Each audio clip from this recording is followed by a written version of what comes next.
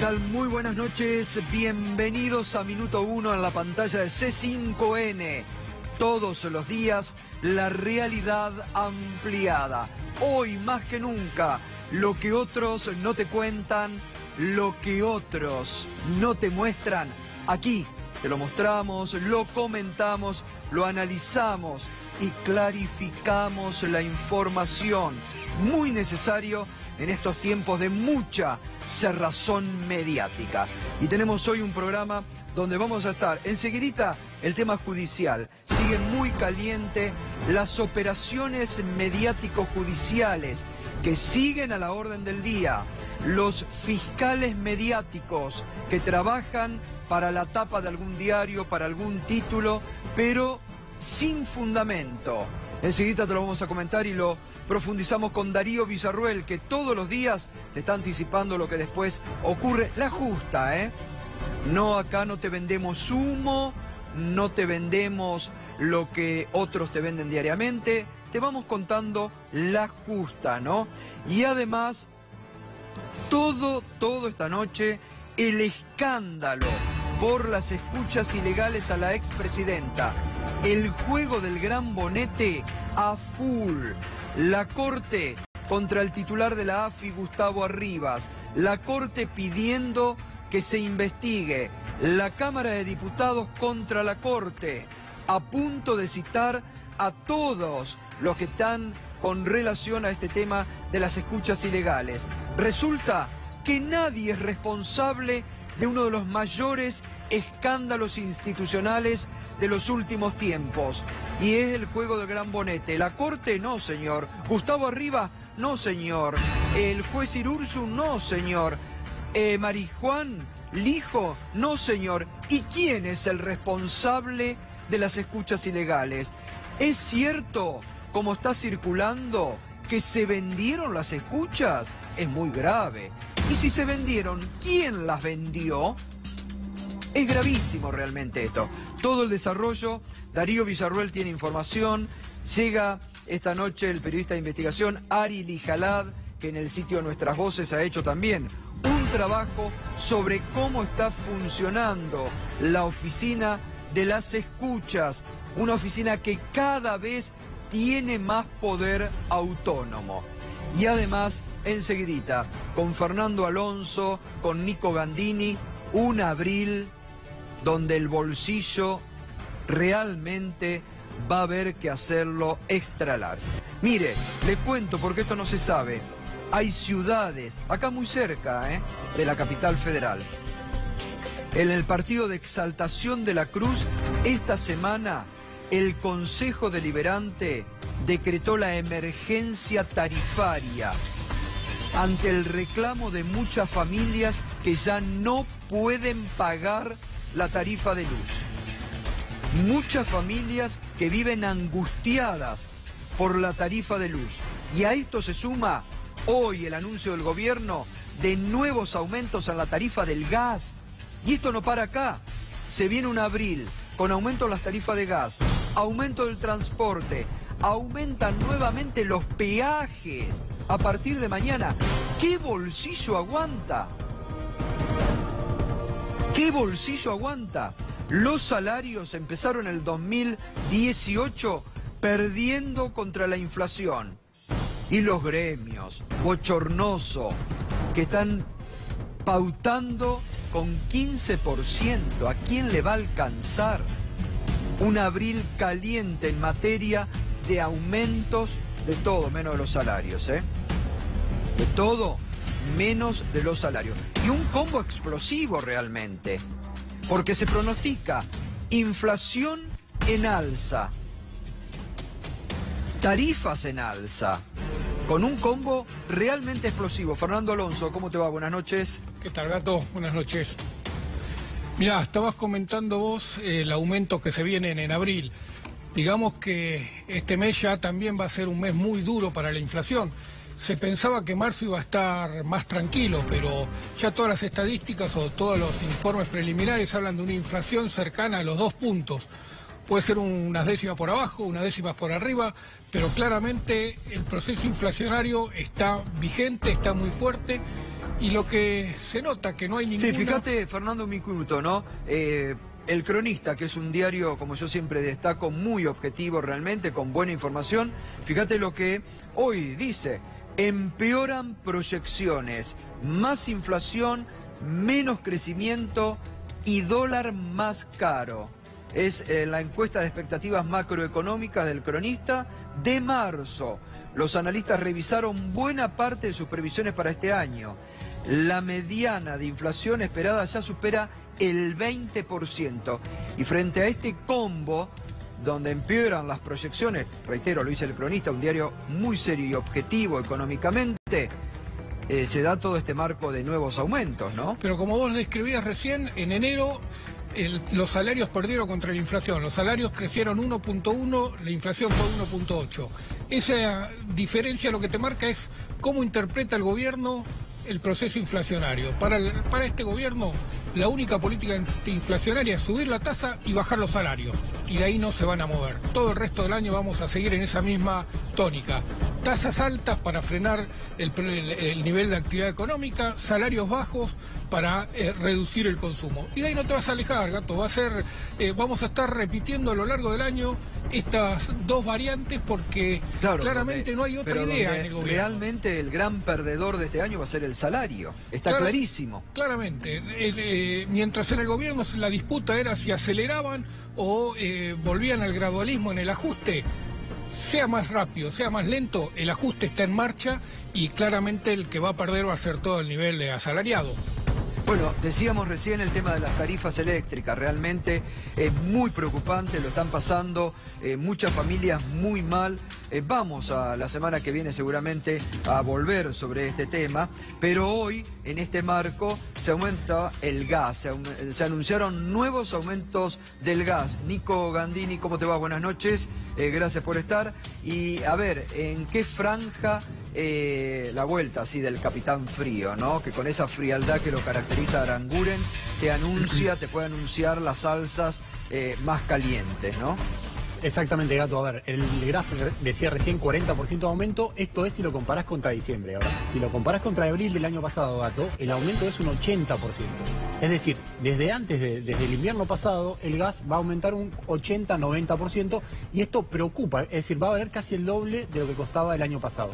Por eso el gobierno, y el Enargás también, que es el ente regulador, lo que está evaluando ahora es, le pegamos muy duro al bolsillo a la gente, ¿cómo hacemos para, aunque sea financiar una parte, para que no pase lo que estás diciendo vos con el caso eléctrico, que tenés muchísimas defensorías del pueblo y del consumidor, que lo que están planteando es, el aumento es demasiado grande, si nos toca un invierno frío, si la temperatura es baja, va a pegar duro, las tarifas van a ser altas, entonces financiemos una parte, financiar las facturas de mayo hasta agosto, concretamente es la idea que está trabajando el gobierno, en un 30 o 25% de lo que es esa factura, para que no sea tan grande. Ahora, Gato, esto para entenderlo... Ahora, ¿cómo? A ver, explica cómo se piensa financiar. Concretamente, como las facturas que van de mayo a agosto son las más altas del año, te lo hago en un ejemplo sencillo. A vos te llega una factura de 100 pesos... Vos vas a poder pagar 75 pesos, vas a estar obligado a pagar 75 pesos y los otros 25 los vas a poder pagar o patear para enero, febrero y marzo del año que viene. Es decir, porque el gobierno sabe que el impacto de este aumento es el último gran aumento en gas que tiene por delante. Y tiene temor, por más que no lo diga Aranguren y demás, de que la justicia, si el invierno es frío, y si realmente se siente muy duro en el bolsillo, los juzgados de primera instancia y por qué no algunas cámaras dicten algún tipo de medida cautelar y amparo en favor de vos lo decías recién, ¿no? En la provincia de Buenos Aires el defensor del pueblo está accionando con este tema fuertemente, porque la preocupación está, la gente está desesperada en algunos casos. Muchos comerciantes que ya no pueden pagar y está obligando al cierre de muchas, antes hablaban con Iván y con Luciana, ¿no? El tema de las pequeñas y medianas empresas, pero hay comerciantes que ya no pueden pagar. Pueden sumarle aumento del gas, aumento de la tarifa, se viene el aumento del agua, otra vez que los valores del agua son exorbitantes en la provincia y acá en la ciudad de Buenos Aires. Entonces, la verdad que hoy, este año, un laburante va a tener que vivir para pagar impuestos y lo que le queda para comer prácticamente. Totalmente, Gato. Hay 380.000 comercios, pequeñas y medianas industrias en todo lo que sería la Argentina. La mayoría están en Gran Buenos Aires y Capital Federal. De esos 380.000 comercios, pymes y demás, el aumento desde marzo hasta el 1 de octubre, que es cuando va a ser el próximo aumento del gas, va a ser del 100% en el valor del gas que consumen. Es muy importante. Lo que dice el gobierno es, bueno, pero pará, esos comercios, esas 400.000 usuarios, comercios, pymes y demás, eran los que más barato pagaban el gas. Esto es así. Lo que pasa es que el porcentaje de aumento, al aumentarle un 100%, lo que siempre nos preguntamos acá es, ¿cuál es el margen para capturar o para resistir ese aumento del gas? Porque no te queda otra que pasarlo al precio o cerrar. Y si pasás a precio, también te lo preguntan economistas cercanos al gobierno, che, ¿y qué hacemos con la inflación? Bueno, eso la inflación va a repercutir, obviamente. Fernando, vos que querías acotar. Y en este contexto surgen hoy las cifras de pobreza, dando una imagen de un proceso de generación de riqueza muy grande en la Argentina, cuando uno tiene la sensación todo lo contrario, ¿no? Evidentemente, las cifras de pobreza este semestre van a repuntar, porque cuando se empiecen a impactar todos estos aumentos con un salario que va a ir por atrás de la inflación, va a volver a subir la pobreza. Hemos visto lo que es el efecto del aumento de los ingresos de los sectores no formales de la economía que se registró el año pasado, y con eso bajó la pobreza al mismo nivel del segundo semestre del 2015, al mismo nivel del segundo semestre del 2013. Es decir, no hay ninguna caída sustancial. Lo que va haciendo es el tradicional serrucho en procesos después del ajuste. Este año, con el ajuste, seguramente en el segundo semestre vamos a ver cómo repunta muy fuerte el nivel de pobreza. Perdón, una pregunta de un lego en la materia. Si va a haber aumento en un montón de servicios, también los peajes van a aumentar, ¿cómo va a bajar la inflación? Es decir, el gobierno dijo que va a bajar la inflación. ¿Cómo va a ser si aumenta todo para que baje la inflación? Es que no va a bajar. Es que no va a bajar. Fíjate Es que lo que veíamos recién en la etapa de hoy del Cronista, las proyecciones. Todos están ya cambiando y ya están pronosticando. El otro día lo decía Caldo Piñanelli, entre 20 y 23%. 20 y 23% de inflación para este año. Es que, Gato, después de estos picos de inflación que vas a tener estos meses por donde te pegan muy fuerte las tarifas, la inflación va a volver al sendero que es tradicional en Argentina. Va a estar entre 1,5% mensual, cuando va a empezar a generarse los que se dicen los aumentos segunda ronda. Todo el traslado del aumento de tarifa empiezan a pegar en los precios de los alimentos, en el precio de todo el resto de la economía. El resto del año vas a tener inflación de 1,5%, pero no vas a salir de ese piso porque no hay ninguna actitud, no hay ninguna política activa del gobierno, más allá de lo que comentábamos, ¿no? Planchar los salarios, subir la tasa de interés y con eso esperar que la economía se ajuste. Gato, además hay un dato que hoy ha sido advertido en el informe del INDEC, que es que subió fuertemente el empleo no registrado y el empleo negro. Viste que están todo el tiempo diciendo que se está generando más empleo, y nosotros insistimos siempre de que básicamente es monotributo y empleo negro. Bueno, esto está hoy reflejado en los datos del INDEC y esto es lo que decía además, Fernando. Un empleo muy precarizado. Es un empleo muy precarizado. Muy precarizado, lamentablemente. Golpea abajo, pero como se generó mucho, permitió que pegaran ese saltito para salir de la línea de pobreza. Sí, sí. Mientras subió esto, la construcción, es lo que dice, subió el empleo informal en el país, golpea un 34,2% de los argentinos, ¿no? Por eso. Eso es un dato básico para tener en cuenta. No hay empleo genuino. Exactamente. Ese es el tema. Y es lo que este gobierno normalmente saca pecho, diciendo... Estamos generando empleo. No, muchachos, el INDEC lo dice, el INDEC. Las encuestas, todas estas informes del INDEC lo que te muestran es que en el Gran Buenos Aires el proceso es muy duro. Los niveles de pobreza son más altos, los niveles de desocupación son más altos, los niveles salariales son más bajos. Los aumentos de tarifa, como decía recién Gato, del agua, de electricidad y gas, están pegando muy duro en el Gran Buenos Aires. El Gran Buenos Aires, no te digo que es un polvorín, pero la situación es muy crítica. La desocupación está 3 puntos arriba que en el promedio del país. La pobreza está también 3 puntos arriba que en el promedio del país. Vos vas viendo los distintos indicadores y te marcan que el Gran Buenos Aires está en un momento muy duro. Sí, sí, totalmente. Bueno, hoy justamente sobre estos temas que estamos hablando, inflación, opinó el economista Juan Carlos de Pablo. La experiencia argentina en materia de bajar la inflación es toda unánime, todo de shock. el primer día funciona, en nada es eterno. El austral duró algunos meses, la convertibilidad una década. No tengo experiencia argentina en materia de gradualismo y además no veo dónde está bajando la tasa de inflación. Realmente cuando un funcionario dice la tasa de inflación está bajando, es para decirle, quédate callado, pibe, porque te descolocás. Yo no veo ningún indicador, miro los números, ¿verdad? Que sé cuánto. Cuando un funcionario te dice, no, lo que pasa es que este mes falló por la verdurita, después por los calcetines. Si vos tenés una teoría de ese calibre cada mes, no tenés nada. Yo tampoco estaba demasiado fanatizado con que vos bajás la tasa de inflación simplemente porque fijas una meta. Cuando alguien me dice, bueno, pasaron del 12 al 15, digo, sí, pasaron de la maxi ridiculez a una ridiculez. Y vos fíjate lo que está pasando con los acuerdos salariales. Se saca la foto 15% de la letra chica, dice otra cosa. Uno diría, hablemos en serio. Bueno, muy duro Juan Carlos de Pablo, ¿no? Que no se puede decir que sea un economista cani de la izquierda. Claro. Sí, lo que pasa es que lo que te propone es un brutal ajuste del Estado, ¿no? Corre por derecha. La salida de Pablo es cerremos el Estado.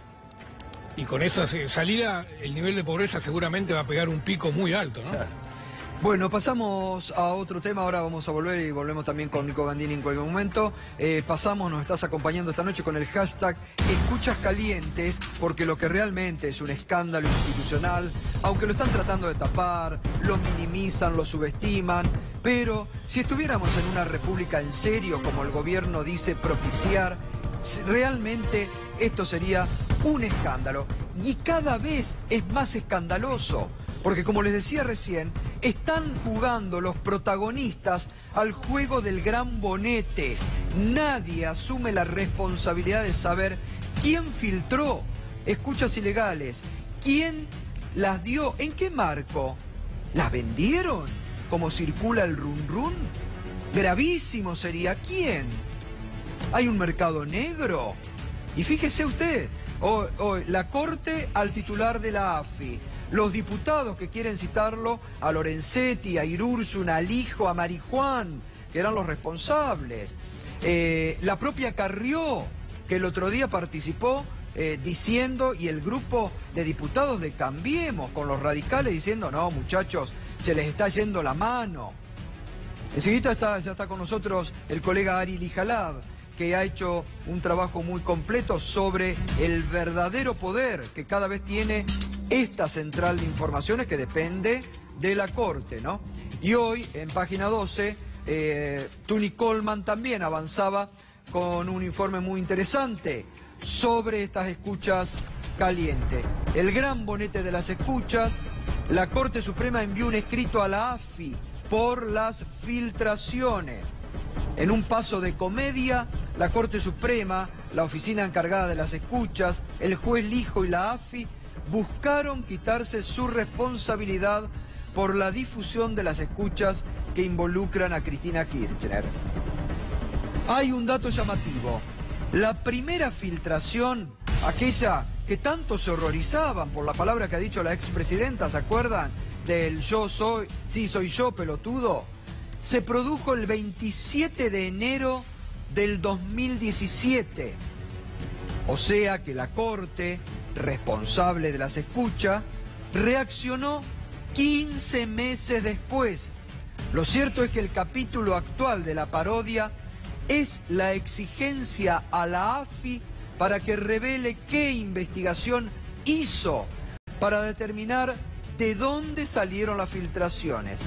Es una especie de minué para tapar la acción conjunta del Ejecutivo, la Corte y el juez Lijo para espiar a la expresidenta. Fíjese lo grave de esto. Tuni lo que está diciendo es que hubo una especie de acción conspirativa entre los tres para espiar a la expresidenta. Toda la secuencia es grosera. Uno de los momentos iniciales fue la denuncia de Graciela Ocaña contra Sergio Berni para saber si el ex secretario de Seguridad había ayudado a que el narco Ibar Pérez Corradi no fuera capturado. De forma sorpresiva, se incluyó a Parrilli en las escuchas con el obvio fin de espiar a Cristina Fernández de Kirchner. Lo que da la pauta de la maniobra es que días antes el narco ya había sido detenido. Y si ya lo habían detenido, ¿para qué querían escuchar si ya lo tenían detenido? ¿Ustedes se dan cuenta de la vergüenza de todo este, como muy bien dice Tuni, de un minué para escuchas ilegales. Y realmente ahora nadie asume la responsabilidad, Darío Villarruel. A ver, la Corte está preocupada. Alguien dijo, muchachos, mire que este gobierno va a pasar y después van a venir por nosotros, ¿eh? Es muy grave espiar a una expresidenta, porque ese era el fin, espiar a Cristina Fernández. ¿Y de quién dependen las escuchas? De la Corte Suprema de Justicia. Y la Corte dice, pero nosotros lo nombramos a Martín Irursun. Y Martín Irursun que dicen, yo hice las cosas como había que hacerlas. Pero entonces, ¿quién pidió las escuchas? Primero Servini de Curía y después Ariel Lijo. Atención que Ariel Lijo en la nota 11/17 firmado por los 5 miembros de la Corte está nombrado en 4 o 5 oportunidades. ¿Por qué? Porque fue Lijo el que tuvo el control de las escuchas. De allí debió haber salido lo que después fue a los medios. Obviamente Lijo dijo, Parrilli me pide que investigue, armó una causa, mandó a sorteo y le tocó a Rodolfo Canicova Corral, que también está nombrado, porque la Corte le dice, doctor Canicova Corral, ¿usted qué ha hecho hasta ahora? Poco y nada, citó a un par de periodistas, pero el tema es que acá es muy grave. En un país normal, escuchar a un expresidente, a ver, tener espías pagos en el Estado, porque una cosa es una escucha clandestina, esto es oficial, son espías pagos por nosotros, que escuchan a la expresidenta donde no está involucrada en ninguna causa, porque como decís vos, Gustavo, el fin no era Parrilli, pero además, el fin no era Pérez Corradi, el fin era Cristina Fernández. Claro, pero además una cuestión, como el otro día, bien lo decía creo que Oscar Parrilli cuando estuvo acá, ¿vos te imaginás a la cantidad de personas que han escuchado ilegalmente? Porque Leopoldo Moró lo decía, Leopoldo Moró cuando propiciaba esa citación de Lorenzetti, Irursun, Marijuán y Lijo. Porque, a ver, tanto Parrilli como la expresidenta pueden hablar a diario con muchísimas personas. Entonces, ¿te imaginás? Porque esto, otro dato que hay que acotar y no es menor. Eran escuchas en tiempo real. Pusieron a una persona sentadita a escuchar las 24 horas el celular de Oscar Parrilli. Eso es todavía más terrible. Eran escuchas en tiempo real, entonces han escuchado ilegalmente a un montón de gente, empresarios, dirigentes políticos, sindicales, ilegalmente. Y lo que es peor, que nadie asume la responsabilidad. Están en estos días largando como una opereta baja y burda de que se hacen algunos periodistas oficialistas del gobierno que dicen que le pagaron a los jueces Fara, Ballesteros, y esto que es mucho más grave, que es una denuncia concreta que tienen que investigar, todos miran para el costado y nadie asume la responsabilidad que les puede caber, porque aparte es un acto ilegal, ¿o no? Decís vos el juego del gran bonete, yo señor, no señor. Pues entonces, ¿quién? La Corte Suprema de Justicia. A ver, ¿quieren buscar un chivo expiatorio, Gustavo Arribas? Sí, él tiene la estructura administrativa, pero ustedes tienen la decisión política. ¿Y por qué saltaron recién después de 15 meses? Recordemos, Gustavo, que en 2016 en adelante estaba plena campaña política. Es decir, claro, se estaba reorganizando políticamente el kirchnerismo. ¿Y para qué escuchar a Cristina? ¿Para qué escuchar a Parrilli? Recordemos que Parrilli fue declarado falta de mérito en la causa donde también Ariel Lijo lo hizo escuchar. Y el tema del tiempo real es muy importante, porque normalmente las escuchas no son en tiempo real. Son por etapas, se hace un informe y se le remite al juez. Acá se remitían las escuchas cada 24 horas. Es decir, una persona que enloquece escuchando lo que Parrilli y Cristina y Parrilli y otras personas... Y se lo mandaban a la AFI. Exactamente. Se lo mandaban a la AFI. Las escuchas eran enviadas a la AFI. Es decir, que hay un nuevo sospechoso de quién distribuyó. Ya los sospechosos no solamente son la Corte, el juez Lijo, el fiscal Marijuán, sino también ahora el gobierno. Claro. Porque las escuchas también las tenía la AFI. Pero la AFI es, organismo del Estado. La Corte es poder judicial. La Corte tiene que cuidar la confidencialidad de las escuchas para hacer valer. No las cuidaron. Una causa penal, si no, no tiene ningún valor. Bueno, no las cuidaron, efectivamente. La gente se entretiene con esto y jurídicamente no tiene ningún valor. Es decir, es para pegar. Hoy hay un programa que empezó hace un tiempito que todos los domingos tiene escuchas ilegales. O sea... Pero además, a ver, esto es lo que vos acabas de decir, es interesante. ¿Con qué valor periodístico? Nada, ninguno. Para ver si dice pelotudo, si dice gorda o flaca, porque la verdad que no tienen ninguna revelación ¿no? periodística. Igual Gato Villa, celebremos que esto Tal se cual. difunde, porque Sí, sí. la verdad que a Majul hay que agradecerle porque sabemos todo lo que está pasando, sabemos las escuchas ilegales. Si esto no hubiera trascendido, probablemente no estaríamos enterados de que la estaban escuchando a la expresidenta, que estaban escuchando a Parrilli y que están escuchando a centenares de funcionarios en la República Repito Argentina. algo, y Ari no me va a dejar mentir. Alguien en la corte dijo, muchachos, hagamos algo con esto, porque después nos va a venir en contra a nosotros. Siempre Del punto de vuelve, vista todo jurídico, vuelve. la corte es la que maneja las escuchas telefónicas. Bueno, Está claro. enseguida vamos a ampliar todo con Ari Lijalad, nuestro colega que ya está acá, que ha hecho un muy buen trabajo de investigación en el sitio de Nuestras Voces sobre este tema. Otra del fiscal militante, fiscal mediático, como usted quiera llamarlo, Germán Moldes. Realmente hoy ha hecho un dictamen apelando la decisión de la Sala 1 de la Cámara Federal sobre la libertad de los empresarios Cristóbal López y Fabián de Sousa, en un dictamen que realmente no tiene desperdicio. Todos sabemos las piezas, no sé si son jurídicas, me parece que mucho es jurídica, que escribe el fiscal Moldes con mucho contenido político, porque no nos olvidemos que Moldes viene de una militancia política, ¿no? Fue en la época del ministro del Interior, José Luis Manzano, Moldes era justamente uno de los colaboradores más estrechos con cargo en el Ministerio del Interior de José Luis Manzano, y hoy está como fiscal de Cámara, ¿no? Pero vamos a ver lo que hoy produjo para pedir, y ahora nos va a explicar esto, para pedir que los metan en cana a Echegaray y que vuelvan a prisión Cristóbal López y Fabián de Sousa, un tema que los tiene muy preocupados a toda la entente mediática judicial y al gobierno, ¿no? Fíjese lo que dice el fiscal Moldes. El personaje principal de la maniobra dilucidada en este legajo se llama Ricardo Echegaray.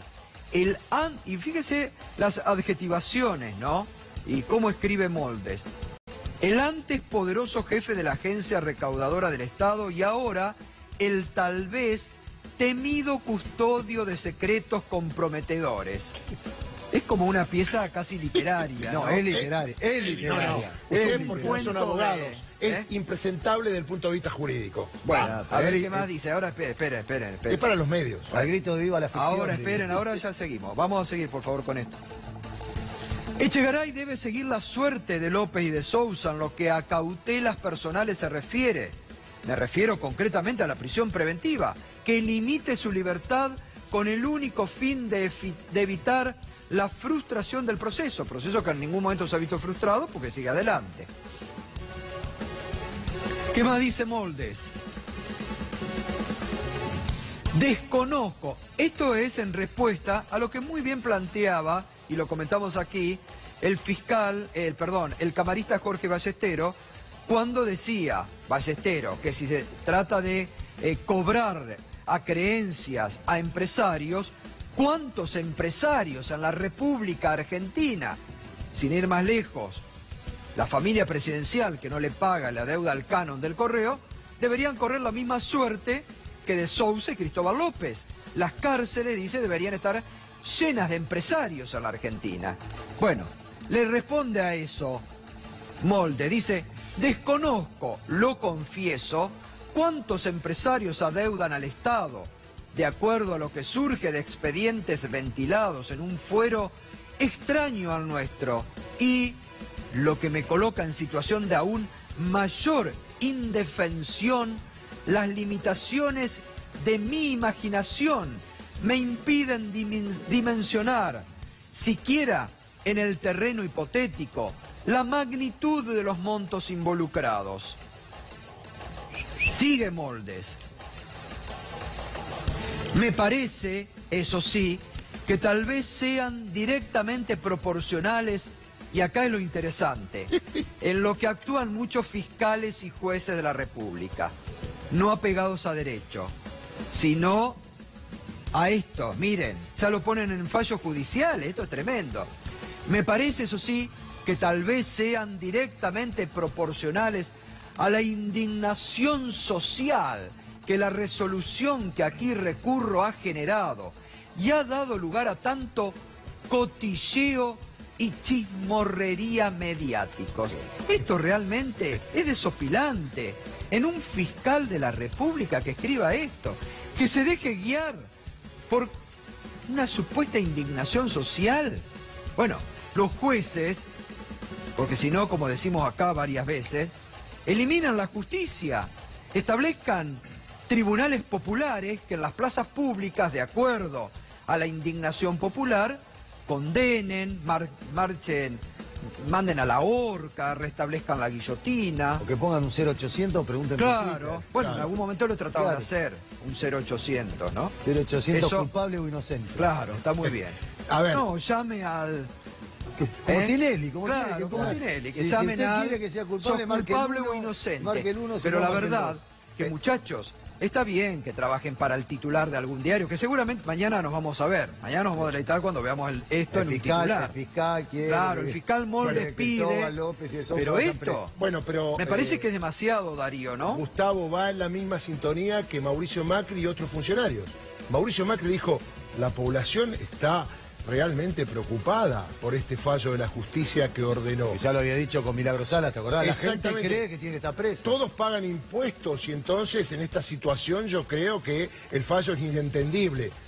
Mauricio Macri no entiende ningún fallo, pero este peor, porque hay un tema de evasión, administración fraudulenta. A ver, Moldes es Macri, Moldes es grupos hegemónicos, Moldes, de alguna manera, lo que está diciendo es lo que la gente quiere escuchar según el gobierno y que mañana va a ser tapa de los diarios. A ver, ¿por qué explica que Ahora, tienen que volver a una la cárcel? pregunta que es muy importante, porque yo hoy hablé con varios juristas y me decían, no, es para los titulares, lo de Moldes, nada más. ¿Es recurrible? Recurrible se dice, ¿no? Sí. ¿Es recurrible algo que ya determinó la Cámara Federal en cuanto a la libertad de dos personas? A ver, ¿Puede Moldes decir que tienen que volver a prisión? ¿el fallo de Ballestero y Fara es un fallo definitivo? Bueno, la casación está solamente para analizar fallos definitivos. Esa es la jurisprudencia que tiene. El fiscal no tiene agravios, porque ambos están procesados, van rumbo al juicio oral. Podrá ser evasión, administración fraudulenta. Además, recordemos ya que el fiscal de la causa, quien es Policita, ¿no? Exactamente. Nunca había pedido la detención Nunca. de López y de Sousa, creo. Fue una determinación que hizo el juez Ercolini de un día para el otro. Y además eso nunca... fue lo que pone el juez Ballestero como una situación extraña al expediente, Y ¿no? déjame que te explique algo, Gustavo. Una cosa es la detención y otra cosa es el delito. No me voy a cansar de repetirlo. Una persona puede estar libre y estar complicado en la causa. Y a lo mejor puede estar detenido y que no haya nada en la causa. Zanini. A ver, no explica por qué quiere la detención. Y recordemos que la libertad, Ballestero y Fara lo fundamentaron porque nunca el grupo quiso venderse, porque había firmado un convenio que se iba a vender siempre y cuando el juez Julián Ercolini lo autorice. Este fue el motivo de la detención. Claro. Cae esto y deben estar en libertad. Ahora, está confirmado el fallo. Van a juicio oral. ¿Qué es lo que tiene que cambiar? Nada. Claro. Cerrarán el expediente Ercolini, lo mandará a una sala o a un tribunal oral y de acá a un tiempito habrá un juicio donde los acusados serán culpables o inocentes y se determinará lo que tienen que pagar o devolver, entre comillas, como dicen ellos, al Estado. Está terminada la faz procesal. No lo a pueden ver, entorpecer. Exactamente. La verdad que Moldes, en la misma línea, podría haber pedido, cuando pidió el otro día que se siga investigando lo de Qatar, detenciones, porque ahí sí que pueden entorpecer la investigación, ¿no? Es tal y cual. Moldes no pide detenciones por lo de Qatar. Bueno, vamos, usted sabe que hemos estado tratando también en este programa todo el escándalo que envuelve a Flybondi, las cautelares que se han presentado por vecinos del Palomar que no quieren que el Palomar se transforme en un aeropuerto aerocomercial porque ni la pista ni las condiciones, la cantidad de barrios que hay a metros, escuelas incluso. Hoy hubo una audiencia pública con mucho escándalo, con mucho escándalo. Esto pasaba.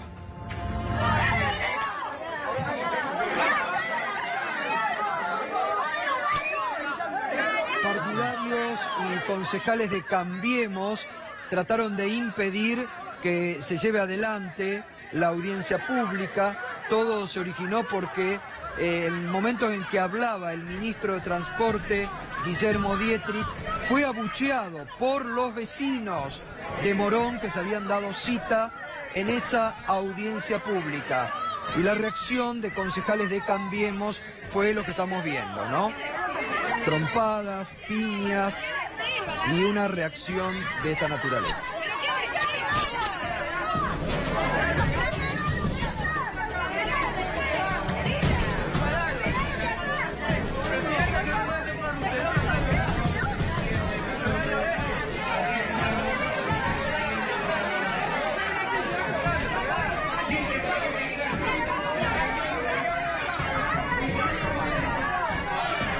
Bueno, muy bien. Enseguida vamos a estar con Ariel Ijalad, con todo el tema de las escuchas calientes. Nos podés acompañar con el hashtag esta noche. Y también estamos hablando del paquete inflacionario, realmente. Aumentos, 40% en el gas, recién lo explicaba Nico Gandini. Se vienen aumentos de transportes, de peaje.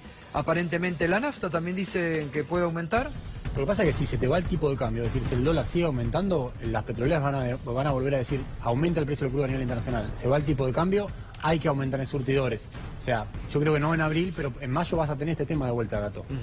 Bueno, y en todo este marco, el dato que aportaba Fernando de la pérdida, ¿no?, de los salarios frente a la inflación. Ya arrancamos el 2018 perdiendo. El 2017 dice que le ganamos por algunas décimas, el 2018 arrancamos abajo. 1,1 subieron los salarios, 1,8 fue la inflación, y hay que acordarse que 2,4 fue en febrero, así que te imaginás que si en febrero los salarios no subieron 2,4% porque todavía no están impactando ninguna paritaria de este año.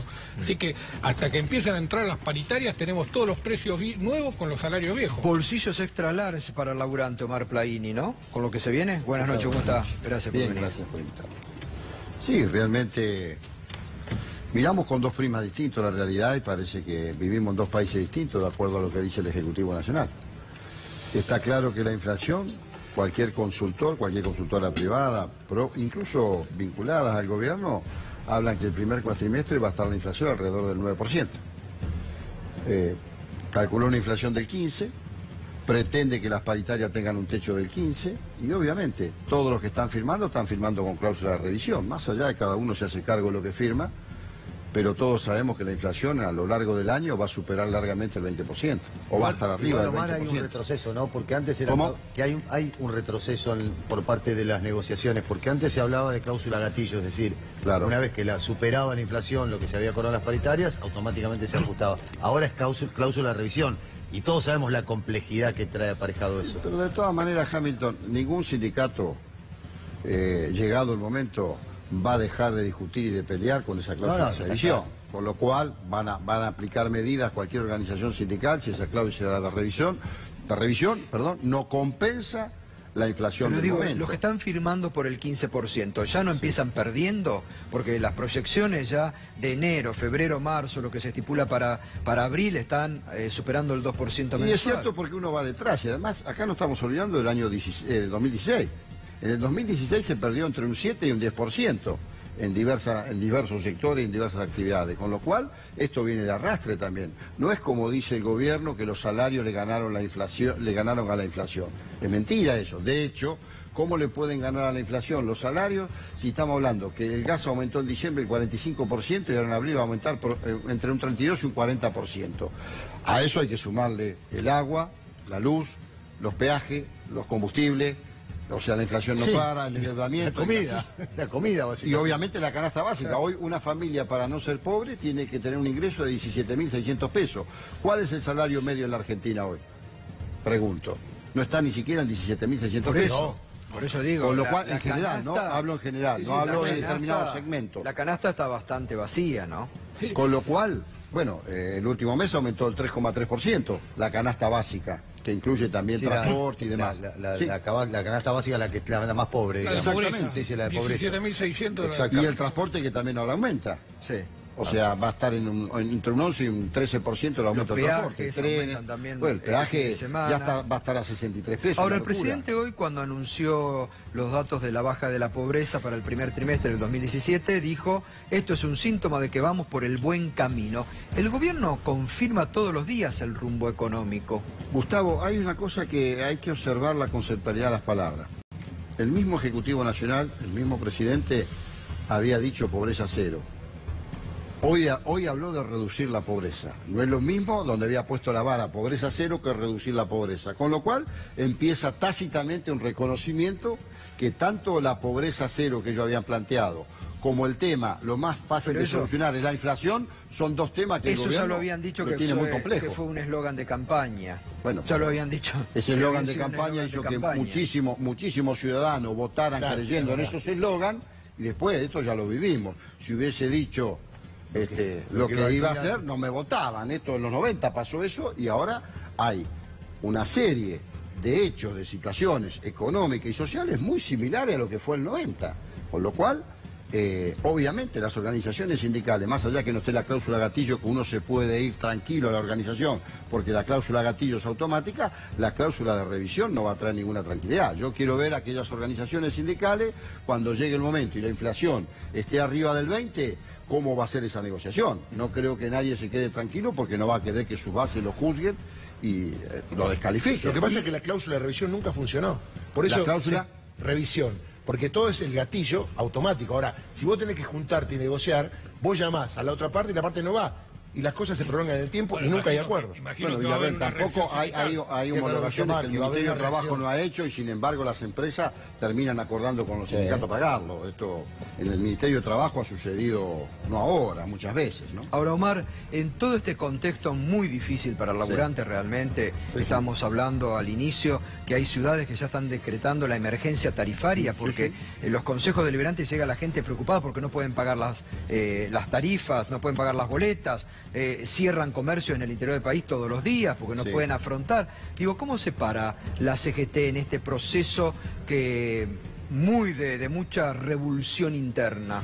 Hay un dato que es bastante sintomático. En el día de hoy, creo que fue Hugo Yasky, que planteó la posibilidad de volver a la CGT un sector del sindicalismo. Estamos hablando concretamente, quiero entender yo, porque esto lo hemos hablado. Estoy hablando concretamente de ATE y CETERA, que son las dos grandes organizaciones que en los años 90 se van para conformar lo que en principio fue el ENCIPRON y después fue la CTA como nosotros la conocemos, más allá de la posterior división. Y esto lo hemos hablado varias organizaciones sindicales. Estoy entre las organizaciones sindicales y dirigentes que creo que lo primero que tenemos que hacer, porque nosotros el jueves tenemos reunión de CGT y el primer tema va a ser la renovación de autoridades en este Consejo Directivo, porque ya los miembros del Triunvirato, más de uno de ellos ha dicho que no está en condiciones de seguir. Lo primero que debemos ponernos de acuerdo es en un programa. Claro. Si alguna vez tuvimos Huerta Grande o la falta, porque... En una conducción. Bueno, primero el programa. Sobre la base del programa, digamos, hay que empezar a tomar acuerdos. Y además del programa, la metodología. Pero un tercer punto, a mi criterio importante, es cómo se relaciona el movimiento sindical argentino, el movimiento de los trabajadores, hoy con este gobierno. Claro. ¿Cuál es la forma de relacionarlo? Que en realidad fue la crisis de la CGT. Ustedes recordarán que primero se va la UOM y luego se va Camioneros. Por las mismas razones, ambos se van. Entonces, un programa, una metodología, cómo nos relacionamos con un gobierno, que la práctica que tiene el gobierno normal es el ajuste, y sabemos lo que significa, porque también tenemos que hablar de despidos, de suspensiones, que los empleos que se generan son monotributistas, que también hay 450.000 jóvenes que ingresan al mercado laboral todos los años y eso no se tiene en cuenta a la hora de las evaluaciones. Entonces, esto es lo que tiene que plantear el movimiento sindical y creo que en esta dirección estamos varios, de, así como se arma de conformar un gran frente político que esté en la oposición de este gobierno, creo que hay que armar un gran frente sindical con todos aquellos actores y aquellos sindicatos que estemos dispuestos a dar la batalla donde hay que darla, que creo que hoy es en la calle, porque es lo que piden los trabajadores. Gracias, Omar, como siempre. No, gracias a ustedes por invitarme. Pedro Brigger, antes de ir con Ari, ¿qué ha pasado? Ayer anticipábamos el ataque, ha dicho la gente de Lula, fue una emboscada, ¿no?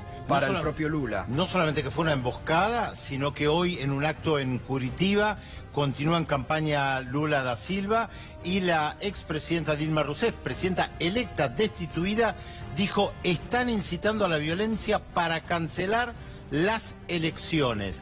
Hay un dato muy curioso, Gustavo. En octubre hay elecciones en Brasil. Lula da Silva lidera todas las encuestas en un país que son muy afectos a las encuestas. El presidente Michel Temer está insinuando que se va a presentar. Pero ¿sabes cuál es el dato, Gustavo? Las encuestas le dan 1% de intención de voto.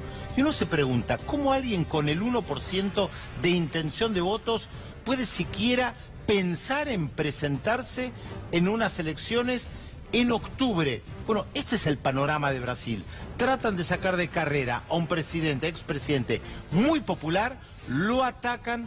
Lula da Silva denuncia directamente al fascismo, utilizan la palabra fascismo a 50 años de hechos muy violentos en Brasil en 1968. Dilma Rousseff dice que quieren cancelar las elecciones. Un periodista muy importante de Brasil también está insinuando que un ministro le dice la posibilidad de cancelar las elecciones. Sí, aunque ustedes no lo crean, esto está pasando hoy en Brasil. Se viene el autogolpe. No. El autogolpe del autogolpe. Claro, Temer se va a hacer un autogolpe después de un golpe. Esto sería Ahora, insólito. ¿Con Lula preso se soporta eso? Bueno, no lo sabemos. El 4, o sea, la semana que viene, va a ser un día clave para ver si definen que Lula vaya preso o no. Vamos a prestar mucha atención a lo que pasa el miércoles que viene. Lula preso, ¿puede ser candidato? No. Lula eso lo resuelve la justicia electoral. Ojo, Lula hace mucho tiró una frase que es: si yo voy preso soy un héroe, si me matan soy un mártir y si estoy libre soy presidente. Bueno, Ari, buenas noches, ¿cómo te va? Gracias por venir. ¿Qué está pasando con las escuchas y esto que nadie asume ahora que se han divulgado escuchas ilegales? A ver, lo que nosotros venimos investigando, como vos decías, en Importar Nuestras Voces, es hace rato esta suerte de CIDE paralela que se armó Lorenzetti, recordemos, por directiva de Macri. O sea, las escuchas telefónicas, la famosa OJ de décadas, pasó, recordemos, el último año de Cristina a depender del Ministerio Público Fiscal, de Alejandra Gil Carbó. En ese momento recordarán que fue un escándalo que se los pasaran a Gil Carbó, estuvo a cargo la fiscal Cristina Camaño. Sí. Ahora, si vos analizás ese periodo, en el periodo que estuvo Cristina Camaño al frente de las escuchas, no se filtró ninguna escucha en los medios. Después de que pasó a la Corte, sí. Entonces la gran pregunta es, ¿por qué hacían tanto escándalo? Bueno, porque dejaban de controlar ese lugar tan fundamental para hacer operaciones políticas, mediáticas, judiciales, etcétera. Y ahí hay que recordar varias cosas de por qué llegamos al punto de hoy, que es esta suerte de paso de comedia, como bien leías en página 12, que es: primero, Macri le pasa las escuchas a la Corte por un decreto de necesidad de urgencia, los primeros días de gobierno. La Corte dice, no hay ninguna necesidad de urgencia, y demoró hacerse cargo 3 meses. Cuando se hizo cargo dijo, vamos a hacer un sorteo para designar al juez que va a estar a cargo. No se hizo el sorteo, de hecho hay una causa judicial porque no hay registro de que se haya hecho el sorteo por el cual designaron al juez Martín Irursun y al juez Lealde Ibarra, que es su segundo. ¿Están preocupados que está la Corte ahora en saber la constitución de algunos tribunales? Sí. Se reforman las cámaras. Exactamente, lo pusieron a dedo Irursun. A dedo a Irursun. El tercer paso que... Fe ni al bolillero. No, para nada. El tercer paso que hizo la Corte fue, dejó de ser una oficina solamente de escuchas y le amplió las funciones. Por eso nosotros decimos que es una CIDE paralela, porque hace lo que ellos llaman investigaciones complejas y hacen muchísimas más cosas que solamente escucha. El cuarto paso que dio la Corte fue ampliar el presupuesto. Tuvo 209 millones de pesos de presupuesto el año pasado, 465 millones de pesos tiene este año, un crecimiento del 122% esa oficina de escuchas. Pero lo peor de todo, y esto es lo que tampoco se está diciendo en el día de hoy, a partir de esta carta que le manda la Corte a la AFI, es que no solo esta oficina hizo acuerdos con todos los organismos del Estado que tienen bases de datos, la UIF, la Unidad de Información Financiera, el Ministerio de Trabajo, distintos organismos, el ANSES, el Ministerio de Seguridad, etcétera, sino que firmó un acuerdo con la propia AFI. O sea, a los pocos meses de hacerse cargo la Corte, firmó un acuerdo, y eso está firmado por Irursun y por Gustavo Arribas, para que vuelva a hacerse cargo la vieja CIDE de las escuchas. Pero es una contradicción. Bueno, en ese momento se la pasa a la Corte y la Corte se la quiere volver a pasar a la AFI. Bueno, de eso el daño estamos ya lo hablando. hicieron. De hecho, El daño que querían ya lo hicieron. Claro, esto fue en el 2016. Ahora, después de todas estas operaciones mediáticas en las cuales, como consta también en lo que le mandó la Corte ahora a la AFI, el juez Lijo dice, yo hice todo bien. Martín Irursun y Javier Leal de Ibarra dicen, nosotros hicimos todo bien. Y las escuchas, como vos bien decías, se hicieron de forma online, cosa que está se hace en secuestros, ¿no? Secuestros extorsivos, sí. o para seguir un narcotraficante. Claro, exacto. Parrilli, que sepamos, no es narcotraficante hasta ahora. Y tampoco secuestró a nadie. Y tampoco secuestró a nadie. Que sepamos. Las escuchas, y eso consta en el informe que le da Irursun a la Corte, las hace el personal de la AFI. Entonces, ¿por qué en una oficina que controla la Corte, la AFI tiene un box para hacer escuchas online, desgrabarlas y de ahí que se filtren? Bueno, acá lo que estamos lo que estamos viendo es una guerra de bandas entre la Corte, que se hizo cargo de esta oficina, la vieja CIDE, que quiere volver a controlar toda esta oficina, y puntualmente, y esto está pegado justo cuando hablaba Pedro, me acordaba, Lorenzetti pone siempre como ejemplo al juez Moro, ¿sí? Al juez Sergio Moro, que es el juez que lleva adelante el proceso judicial en Brasil contra Lula. De hecho, lo trajo a la Argentina. Trajo acá y lo mostró con Bonadío. Y sí, y lo hizo una suerte de Zoom de la justicia universal el juez Moro.